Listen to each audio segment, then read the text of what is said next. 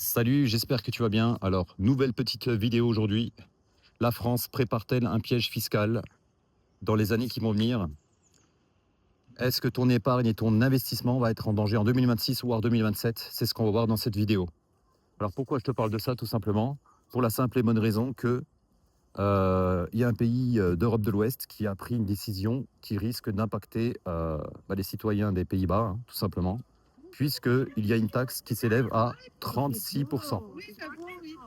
Euh, Bonjour madame. Hello. Euh, donc une nouvelle taxe qui s'élève à 36%. Alors, petite parenthèse, tu as vu les petites chèvres qui sont là, hein. Elles ont quand même la belle vie, hein. Tu vois, elles n'ont pas tous ces soucis de taxes, de problèmes d'épargne, de problèmes d'investissement, de problèmes de travail. Elles mangent, elles prennent le soleil, elles se reposent. Ça, c'est la belle vie, la liberté. Bon, même la liberté, hein, elle est toute relative, il y a quand même des grillages, hein, mais elles sont pas malheureuses.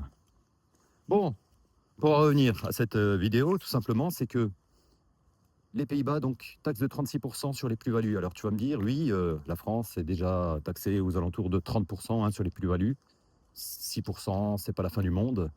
Malheureusement, je dirais si, puisque ça va concerner même les plus-values qui n'ont pas été actées, c'est-à-dire que des plus-values où tu n'as pas vendu. Exemple, tu investis sur un compte titre, tu achètes des actions, tu as réalisé une belle plus-value, donc on va dire latente, hein, on va dire entre guillemets imaginaire, c'est-à-dire qui n'a pas été encore réalisé, c'est-à-dire que tu n'as encore rien vendu.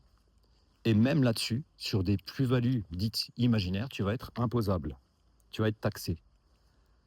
Donc évidemment, je peux comprendre certaines personnes qui sont un petit peu dans le désarroi, hein, forcément, ça calme tout de suite.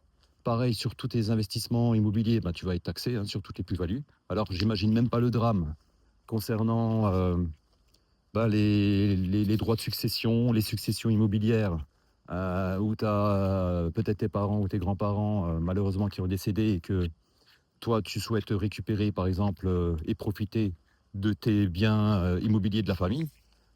Si derrière, tu vas être lourdement imposé, malheureusement, tu risques peut-être de devoir vendre et peut-être même te retrouver en difficulté financière à cause de ça. Alors, le problème, c'est que la France, malheureusement, risque peut-être de suivre le même chemin.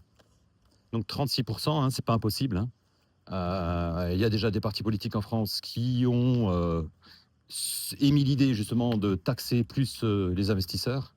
Même si toi, tu es un petit investisseur, tu investis difficilement sur ton PEA, sur ton compte titre, pour essayer d'avoir une meilleure retraite, par exemple, eh bien même toi, tu risques d'être concerné par une éventuelle hausse de la taxation. Donc, je sais qu'il y a beaucoup de personnes qui se disent on en a marre, c'est vraiment pas marrant. On n'a qu'une seule envie, c'est de partir de France, de s'expatrier. Alors l'expatriation peut être la solution, naturellement, hein. Tu sais, moi je pars du principe que les pays maintenant, c'est un petit peu comme les iPhones ou les smartphones Android, hein. Tu as des applications, hein, t'as des applications pour tout. Tu as des pays pour tous les types de personnalités, pour tous les genres. Le problème, c'est que des fois, tu peux pas partir comme ça, parce que tu as de la famille, parce que peut-être ton emploi salarié dépend que de la France. Tu peux pas faire du télétravail, tu dois rester ici, tu peux pas partir parce que tu as pas de business en ligne, par exemple. Donc, tu es obligé de rester ici. Euh, Qu'est-ce qu'on fait alors à ce moment-là? Qu'est-ce qu'on va pouvoir faire? Est-ce qu'on va pouvoir s'en sortir, oui ou non? Et pour toutes les personnes qui souhaitent s'expatrier, vigilance, parce que la France pourrait prendre un chemin, par exemple, comme les États-Unis. Alors là, ce sera terminé pour tout ce qui concerne l'expatriation, hein, puisque tu auras une taxe sur la nationalité. Donc ça veut dire que peu importe l'endroit de la planète où tu te trouves, eh bien, tu seras taxé en tant que Français. C'est ce qui se passe pour les Américains, hein. Peu importe euh, le pays où ils souhaitent résider, ils seront taxés aux États-Unis. Ou bien, autre possibilité aussi, c'est prendre un peu l'exemple allemand. Et déjà, il y a des personnes qui ont déjà évoqué un petit peu l'exemple allemand, hein, euh, au niveau du Parlement. Donc, vigilance, parce que ça pourrait pas tarder, notamment si c'est pas cette année, peut-être l'année prochaine, hein, au niveau des élections présidentielles. Donc, il faudra rester super vigilant, hein, au discours, à quelle sauce on va être mangé, on va dire. c'est donc une taxe étendue, ce que les Allemands appellent c'est c'est une taxe un petit peu protection contre l'expatriation. C'est-à-dire que tu vas dans un pays où la fiscalité est plus avantageuse, eh bien pendant 10 ans, les 10 années qui suivront ton expatriation, tu seras imposé, par exemple, donc en Allemagne. Donc si la France suit ce même chemin, et c'est pas impossible, hein, eh bien, peu importe le pays où tu vas, hein, les 10 années qui suivront ton expatriation, qui suivront ton départ, eh bien, tu seras imposable en France. Et comme actuellement, ben, les États, tu vois bien, européens sont hyper endettés, hein, on va pas se mentir. Les Pays-Bas sont endettés, la France est endettée à plus de 3 000 milliards d'euros, plus de 3 300 milliards d'euros, hein, à peu près, pour être précis. Eh bien, hélas, c'est pas impossible qu'on soit taxé de la même façon. De toutes les façons, le problème, c'est qu'il faudra trouver des financements. Et qui c'est qui risque de payer? Ben, c'est les épargnants et les investisseurs. Si toi, tu investis en immobilier, tu vois bien qu'actuellement, sur le logement meublé, ben, les avantages fiscaux sont un peu moins intéressants. Pareil, lorsque tu faisais de la location sociale, euh, eh bien, c'est beaucoup moins intéressant maintenant. Tu vois, il y a quelques années encore, tu avais la loi COS qui était plus intéressante. Maintenant, tu as le dispositif loué abordable. Et c'est même pas dit que ça va durer, ça. C'est des petites niches fiscales, c'est même pas sûr que ça va perdurer, hein. Donc, prépare-toi bien psychologiquement à ce que ce soit un jour enlevé. Euh, Ce qui va se passer suite à ça, c'est qu'il y aura un exode des investisseurs. Tu as certains pays, hein, que ce soit l'Angleterre ou même la Norvège, hein, où, euh, suite à des décisions justement fiscales négatives, eh bien, il y a eu un exode des investisseurs qui sont partis à l'étranger justement pour être moins imposés. Le problème, si tout le monde fait ça, c'est déjà que le pays va être endetté un peu plus sévèrement et que toi, petit investisseur ou petit épargnant ou simplement salarié, hein, moi je fais partie de ce cas-là naturellement, hein, je ne suis pas meilleur qu'un autre, hein, eh bien on va ressentir beaucoup plus de pression fiscale. C'est-à-dire que voilà, tu vas devoir subir l'exode et les décisions politiques de certains partis euh, par rapport à ton salaire. C'est-à-dire que ton salaire sera beaucoup plus taxé, tes investissements seront plus taxés, ce sera beaucoup moins rentable. C'est ce qui risque d'arriver. Mais alors qu'est-ce qu'il faut faire par rapport à ça? Est-ce qu'il faut partir? Certes, pourquoi pas. Mais si tu n'en as pas la possibilité, qu'est-ce que tu fais? Si tu souhaites rester en France? Eh bien, moi je pars du principe que si tu veux t'en sortir, il faut quand même rester investi ou investir. C'est important. Le pire n'est pas certain, mais ne rien faire, c'est déjà perdre. Je répète, hein, le pire n'est pas certain, mais ne rien faire, c'est déjà perdre. Donc, si tu veux sauvegarder ton pouvoir d'achat, si tu veux l'améliorer, il n'y a pas 36 000 solutions. Si tu arrives à sortir un peu la tête de l'eau par rapport à ton travail, par rapport à tes heures supplémentaires, déjà réduis tes dépenses, numéro 1.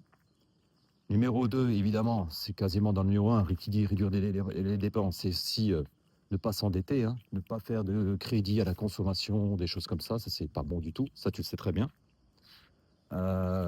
Vigilance concernant voilà, ton budget.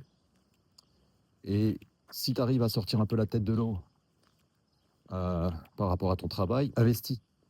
Il faut que tu continues à investir. Si tu ne l'as pas encore fait, investis, que ce soit en bourse, que ce soit en immobilier, que ce soit alors la crypto, vigilance quand même, hein, parce que la crypto c'est quand même hyper volatile. La bourse, il y a quand même un historique sur plus de 100 ans, hein, depuis les débuts des années 1900, donc la bourse est en progression constante, même s'il y a eu des périodes où la bourse a stagné, hein, ça arrive, c'est tout à fait normal. Mais sur le long terme, la bourse progresse. L'immobilier aussi a bien progressé. Alors si tu n'aimes pas le physique, l'immobilier physique, tu peux investir dans des SCPI, peu importe, ça c'est à toi de voir. Moi je ne suis pas conseiller en investissement. C'est toi qui réfléchis, qui regarde. Les cryptos, je dirais avec parcimonie, hein, sauf si tu maîtrises bien le sujet. Ou bien d'autres types d'investissements, hein. Ça peut être des sociétés, ça peut être ouvrir des business physiques, devenir entrepreneur, et essayer justement d'améliorer son patrimoine et ses revenus, tout simplement.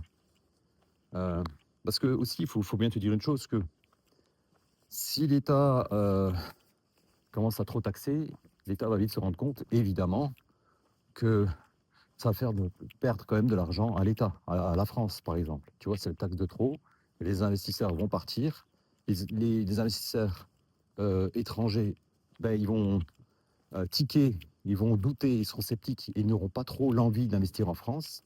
Et c'est dommage parce qu'on va perdre des emplois. Donc l'État a tout intérêt justement que l'État soit attractif niveau fiscal. Ça, c'est important. Le problème, malheureusement, c'est qu'en France, ben, on est le champion du monde quasiment au niveau de la taxation concernant les impôts. Donc, et comme dit, tu vois, si encore on avait un service premium, c'est-à-dire que tu vas à l'hôpital, tu appelles pour un médecin, un cardiologue ou je ne sais quoi, tu l'as tout de suite. Ou quand tu es accueilli, tu vas aux urgences à l'hôpital, bah, tu es super bien accueilli, tu vois, tu es accueilli aux petits soins. Ce serait légitime, puisque vu les impôts qu'on paye, on s'attend à un service premium. Malheureusement, actuellement, on paye en tant que service premium, on est taxé, hein, et on a un service, je dirais, presque low cost. Alors, c'est pas la faute du personnel, naturellement, hein. C'est la faute que, voilà, il y a tellement besoin de demandes, de ressources. Ça, je dirais que ça n'a pas été géré super bien aussi, hein, pendant toutes ces décennies. Donc forcément, maintenant, il va falloir qu'on trouve des solutions. Donc c'est pas facile, hein. Je dis pas que homme politique, c'est simple. Voilà, ils peuvent pas promettre. On peut promettre, la promesse c'est facile.